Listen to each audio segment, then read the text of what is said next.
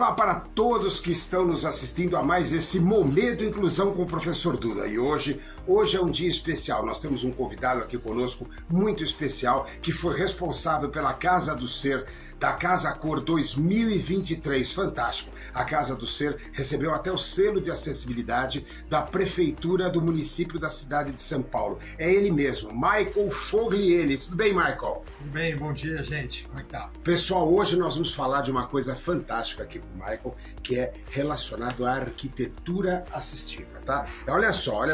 Michael, olha só, o professor Duda vai pegar a colinha. Ele é arquiteto, urbanista, designer de interiores, gestor em design universal. É raro, né, Michael, as pessoas terem especialidade em design universal. A gente vai conversar sobre isso lá na frente. Especialista em acessibilidade e mobilidade urbana, especialista em tecnologia assistiva, com 22 anos de janela aí, pessoal, dedicados a arquiteturas, projetos de arquitetura, edificações de interiores, design de mobiliário e produto, concepção, acompanhamento e execução. Mete a mão na massa, né, Michael? Sem dúvida. E comunicação visual, administrador e gerenciador de obras em pequeno e médio porte e projetos relacionados à iniciativa privada e órgãos públicos. Michael, uma coisa que todo mundo pergunta para o arquiteto, que nós temos aí a NBR 9050 aí, que ela está bem relacionada com isso, nessa questão de acessibilidade dos espaços públicos. Na sua opinião,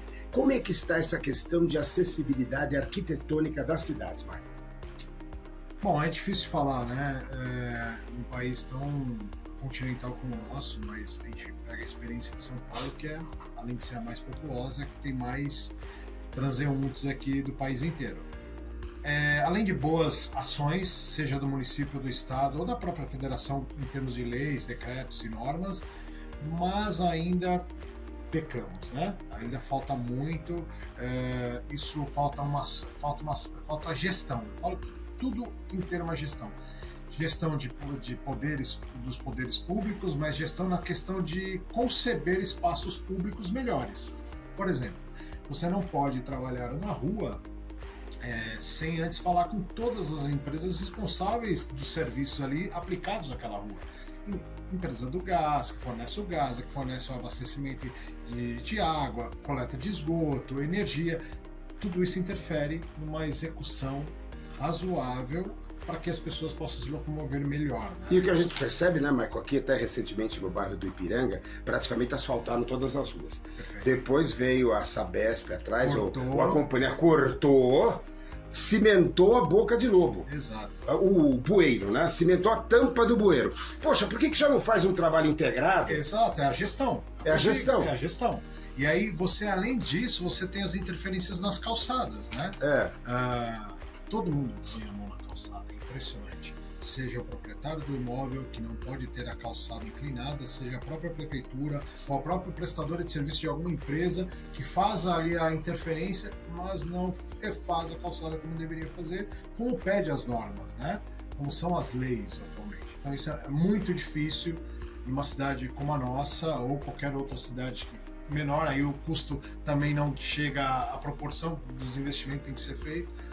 E aí a gente ficamos meio que patinando ainda. Estamos vendo aqui próximo do bairro do Ipiranga tem a cidade de São Caetano. São Caetano em si, a prefeitura lá tem bastante verba, o município relativamente em extensão em metragem quadrada, ele é um município muito menor, uma concentração de habitantes também absurdamente muito menor do que São Paulo, e nós estamos vendo lá as preocupações, pelo menos nas ruas do centro da cidade de São Caetano, fazendo toda uma concepção de calçada projetada, né?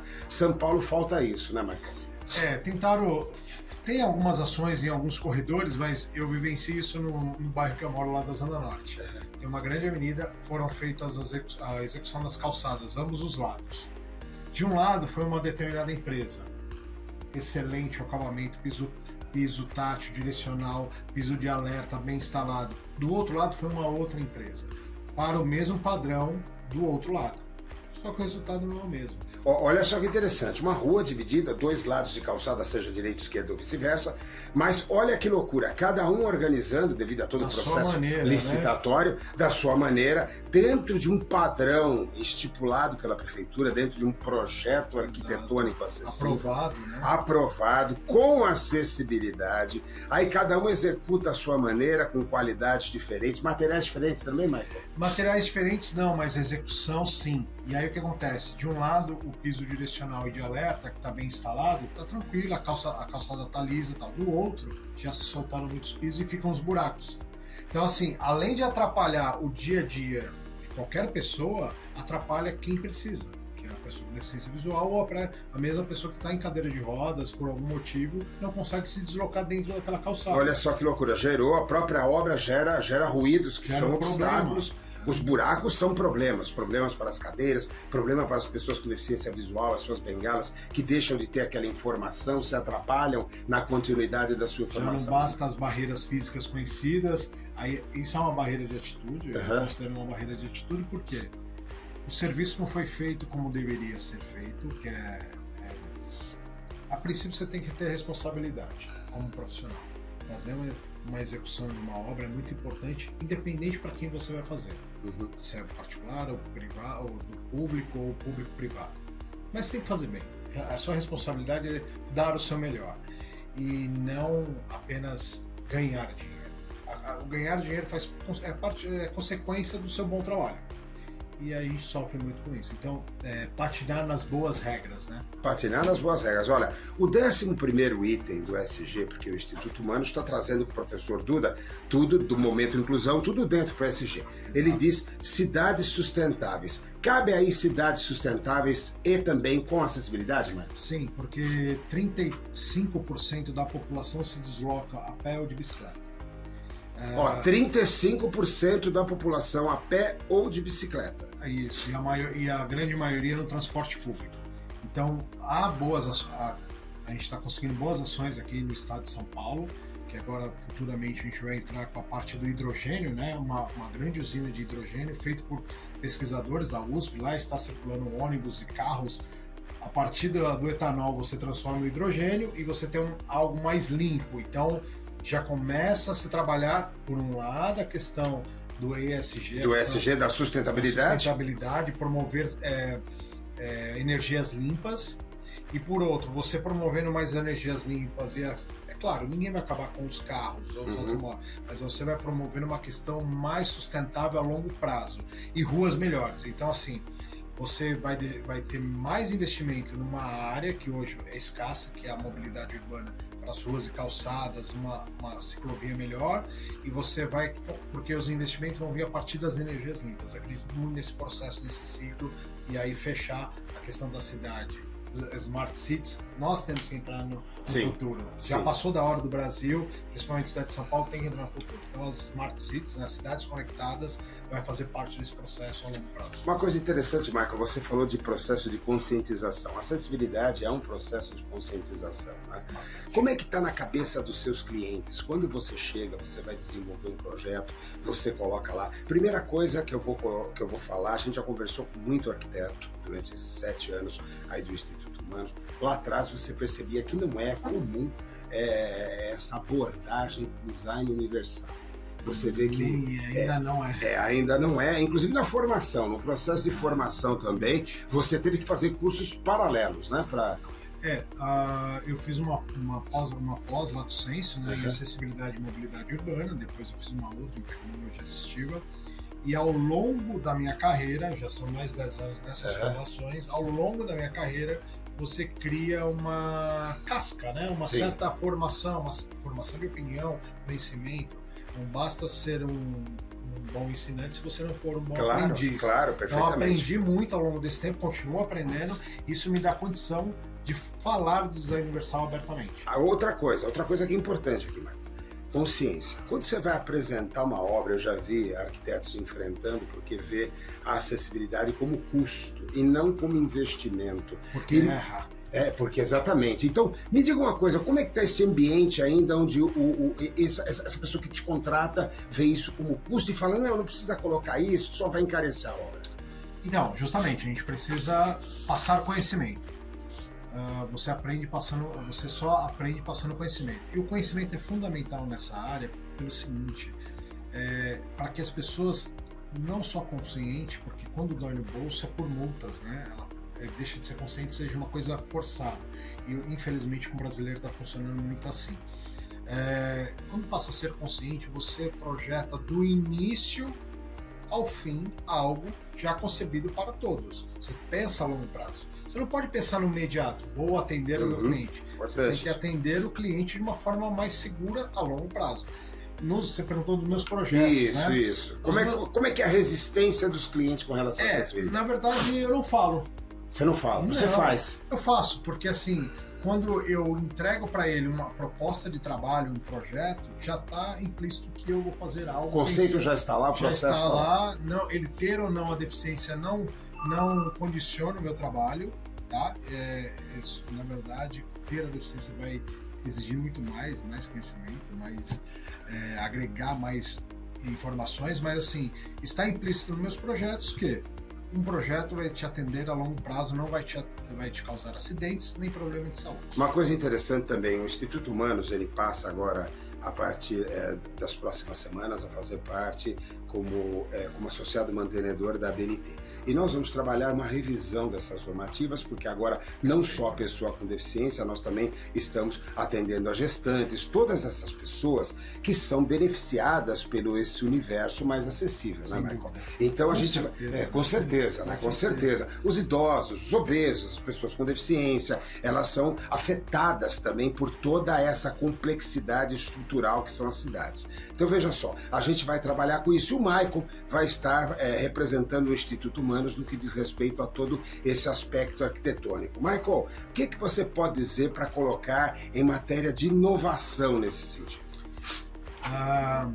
Ao longo desses anos eu observo cada dia que a norma ela é um norte, é uma base, mas ela está para atender a legislação, não atender o público. Entendi. E aí nós precisamos encarar que toda legislação, toda norma, ela tem que estar direcionada ao público. Durante a Casa Cor eu vivi algumas experiências e eu questionei muitas pessoas. E a Casa Cor foi sensacional, né, Michael? Quase 125 mil visitantes. 125 mil visitantes. Como é que foi esse conceito de acessibilidade na Casa Cor? Foi fantástico, foi bem aceito, bem recebido.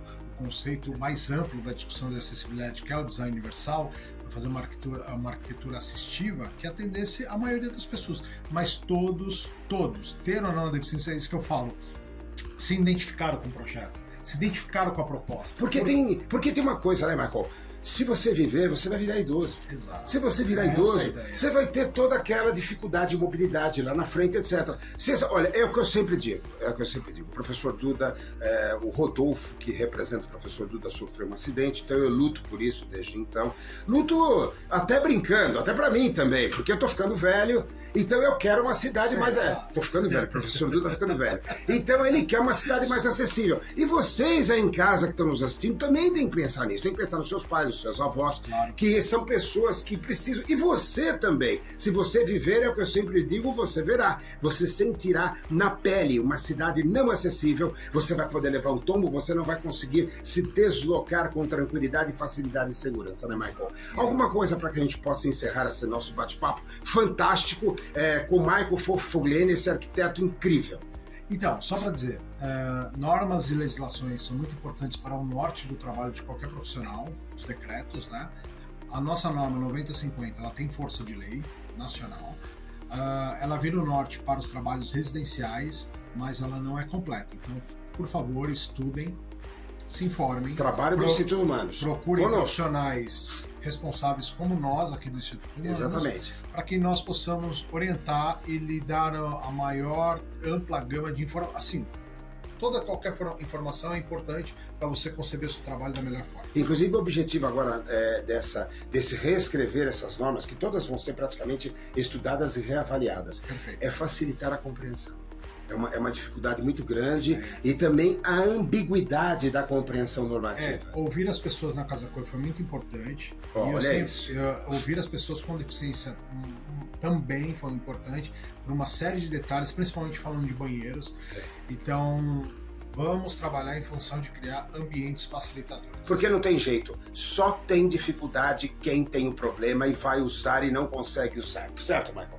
Não adianta, se você vai lá e vê um banheiro com barras, que não sejam somente as barras verticais, mas também tem que ter as barras horizontais e verticais, que não é muito comum, mas se você fala, não, isso é interessante, é segurança, meu amigo, faz a transferência de uma cadeira para uma bacia. Faça o teste. Faça o teste. Vai lá, você vai com cadeira, faça o teste, senta, tira a roupa, faz essa transferência, vê a necessidade da mobilidade que você vai ter que ter. Necessariamente precisa ser uma Perdão da palavra, rodas, se você não se sujar todo antes, aí você vai falar, pô, não dá. É só assim para você perceber a dificuldade do dia a dia dessas pessoas que têm essas necessidades, que precisam dessas facilidades, que precisam dessas torneiras acessíveis. Exato. O ambiente facilitador, ele tem que não só ajudar na qualidade de vida do usuário, mas ele tem que facilitar o dia a dia, a sua atividade da vida diária, que é o mínimo, é o básico. A higiene pessoal, se alimentar, se vestir, então é o básico. Se você não puder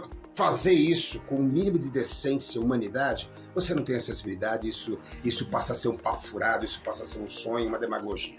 Gente, conversamos com o Michael Fogliene, ele vai estar conosco aqui no Instituto Humanos, www.institutohumanos.org.br, para quem quiser conhecer mais os trabalhos do Michael, lá vão estar os links dele. Outra coisa também, se você quiser assistir esse a outros episódios do Momento Inclusão com o professor Duda, basta acessar www.momentoinclusão.com.br, momentoinclusão.com.br. O professor Duda e o Michael ficam aqui, nós mandamos um beijão no coração de vocês e até o próximo Momento Inclusão com o professor Duda!